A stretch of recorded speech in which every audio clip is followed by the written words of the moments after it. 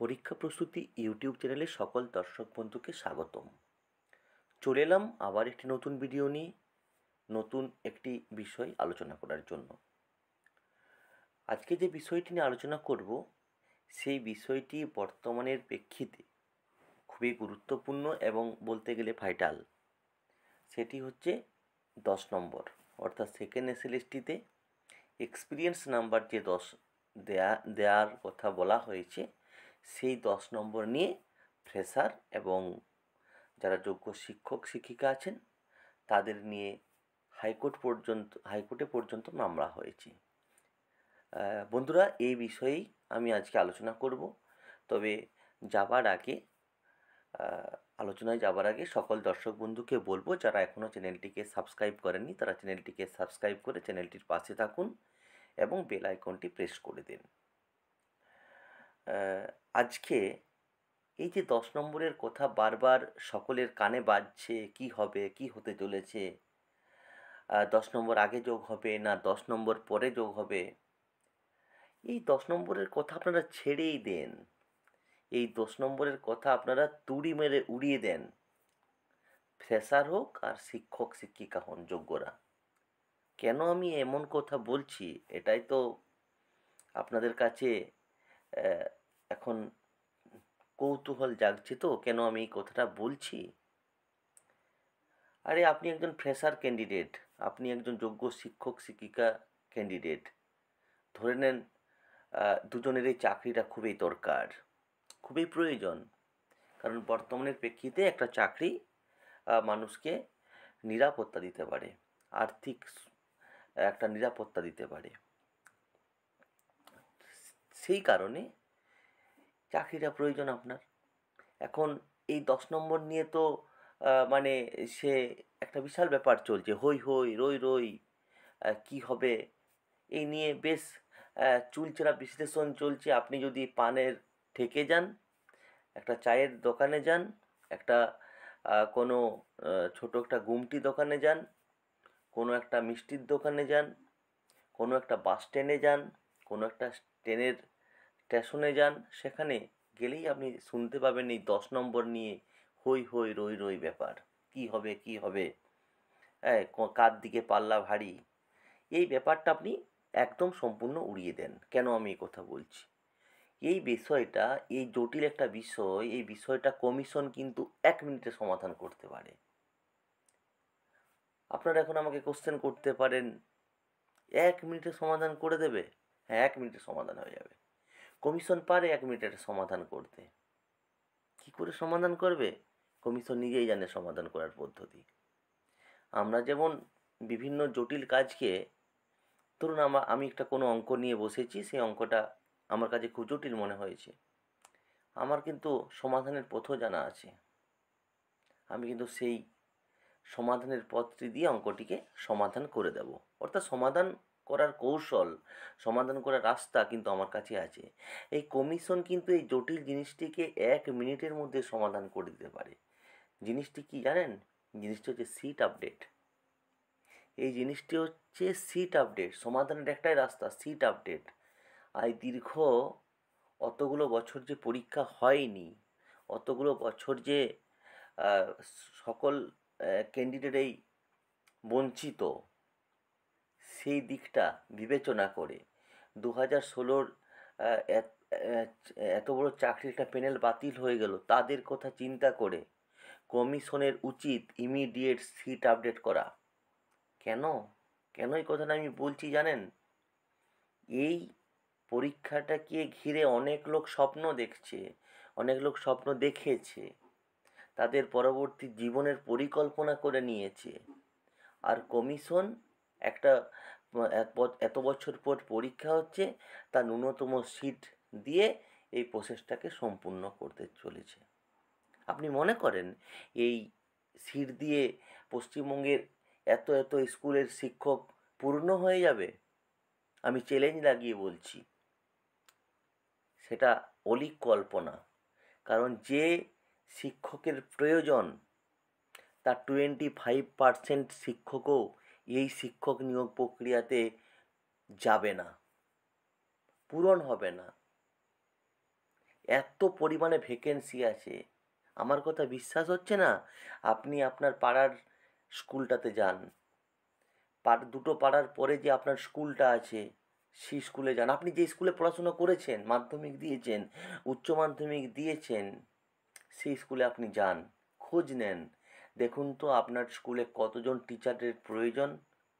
ইতিহাস সাবজেক্টে কজন টিচার আছে, ম্যাথ সাবজেক্টে কজন টিচার আছে, ফিজিক্যাল সায়েন্সে কজন টিচার আছে, বাংলা সাবজেক্টে কজন টিচার আছে, ইংলিশ সাবজেক্টে কজন টিচার আছে।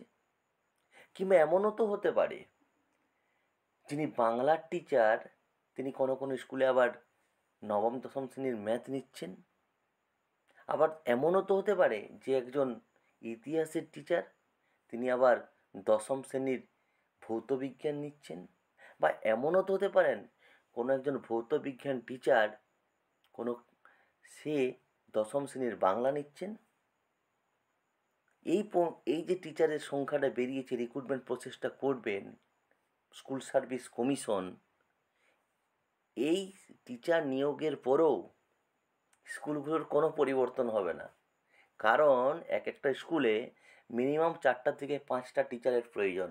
আপনারা একটু ভালো করে খোঁজ নিয়ে নেন। তাহলে এই যে দ্বন্দ্ব চলছে, এই দ্বন্দ্ব কমিশন, স্কুল সার্ভিস কমিশন 1 মিনিটের মধ্যে সমাধান করে দিতে পারে। যোগ্যরাও তাদের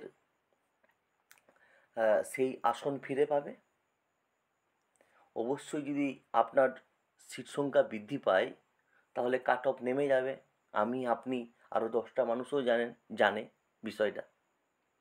আর যোগ্যরা যারা দীর্ঘদিন ধরে রাত নেই দিন নেই পরিশ্রম করে পড়াশোনা চালিয়েছে, নিয়মিত কোচিং সেন্টারে কোচিং করেছে, নিজে না খেয়ে না দিয়ে লোকের বাড়িতে টিউশন পড়িয়ে ব্যাচ পড়িয়ে টিউশনির টাকা জমিয়েছে, সংসার চালিয়েছে, সে যদি একটা ভালো স্থানে রেজাল্ট করতে পারে, তা যদি নাম্বার ভালো পায় এসএলএসটিতে, সে সুন্দর একটা ভালো পজিশন পেতে পারে। আর যদি সিট সংখ্যা বৃদ্ধি না হয় তাহলে তাকে কম্পিটিশনের মুখে পড়তে হবে। কারণ এটা তো শুধু নয়, কারণ তারপরে আরও ভাইভাতে, ডেমোতে এই মিলিয়ে 20 নম্বর আছে। তাহলে একটা স্টুডেন্টকে সে যেই হোক না কেন, ফ্রেশার হোক আর এধারে আপনার যোগ্য শিক্ষক শিক্ষিকা হোক, প্রত্যেকের কাছেই একটা চাহিদা এই মুহূর্তে প্রয়োজন, একটা চাহিদা থাকা দরকার যে আমাদের সিটটা আপডেট করতে হবে। নিজেদের মধ্যে ঝগড়া ঝামেলা মারপিট করে কোনো কিছু লাভ হবে না।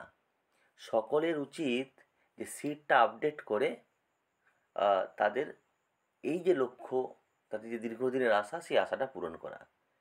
কমিশনের কাছে আপনারা সকলে কেন যাচ্ছেন না? কমিশন কি আপনার কাছে আসবে নাকি?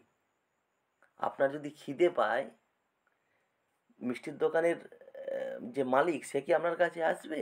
না আপনি মিষ্টির দোকানের কাছে যাবেন? আমাকে এইটুকুন বুঝিয়ে দেন। যদি এইটুকুন বোঝাতে পারেন তাহলে কিন্তু এই প্রশ্নের উত্তর আপনাদের কাছে আছে।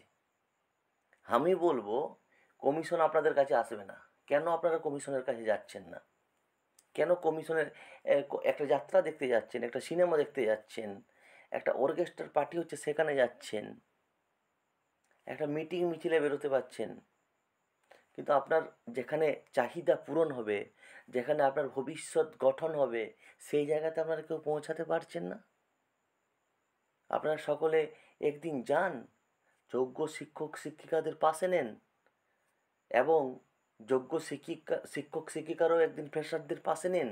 আপনারা যান সেই জায়গাতে, আপনাদের চাহিদার কথা বলুন, আমাদের সকলেরই চাকরিটা প্রয়োজন এই কথাটা জানান।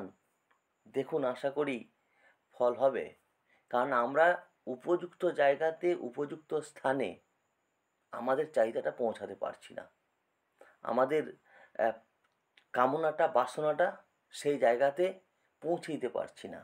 যদি আমরা পৌঁছে দিতে না পারি তাহলে আমরা কি করে সফলতা পাব?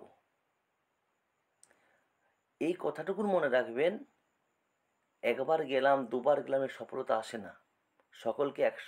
সকলকে একসাথে হয়ে সেই জায়গাতে যেতে হয় এবং অবশ্যই সেখানে সফলতা আসবে বলে আমি মনে করি। তাই কমিশনের হাতে আছে কমিশন পারে, কিন্তু কমিশনকে জানাতে হবে। কমিশনকে জানাবার মতো পশ্চিমবঙ্গের লোক নেই, এটাই তো সব থেকে খারাপ। পশ্চিমবঙ্গের ছাত্রছাত্রী আছে, পরীক্ষা দিচ্ছে 5 লাখ 7 লাখ 6 লাখ, কিন্তু সেখানে 10,000 জন 5,000 জন কমিশনের কাছে যেতে পারছে না যে স্যার আমাদের সিটটা বাড়ান। আজ এতদিন পরীক্ষা হয়নি, এই পরীক্ষাটা দেওয়ার পরেও আমাদের কিন্তু আমরা কিন্তু নিয়োগ পাবো না, কারণ সিট সংখ্যা অতি অল্প, কম্পিটিশন হার্ড। তাই সিটটা কিছুটা ইনক্রিজ করুন, বৃদ্ধি করুন, যাতে আমরা যারা পড়াশুনো করেছি দীর্ঘদিন ধরে তারা একটা ভালো জায়গায় যেতে পারি। দেখুন, সবটাই আপনাদের উপরে। তবে আর কি বলবো আপনাদের, ভালো থাকুন, সুস্থ থাকুন। ইন্টারভিউ লিস্ট প্রকাশিত হয়ে গেলে আর কিন্তু কিছু হবে না। তাই যা করবেন দ্রুত করুন, তাড়াতাড়ি করুন। সকলের কাছে এটাই আমার কামনা। যদি ভিডিওটি ভালো লেগে থাকে তাহলে ভিডিওটিকে শেয়ার করতে পারেন, লাইক করতে পারেন, কমেন্টস করতে পারেন, কোনো অসুবিধা নেই। আমি সময় মতো উত্তর দেওয়ার চেষ্টা করব। আর যদি পারেন চ্যানেলটিকে সাবস্ক্রাইব করেন, চ্যানেলটিকে পাশে রাখেন এবং বেল আইকনটি প্রেস করে দেন। ধন্যবাদ।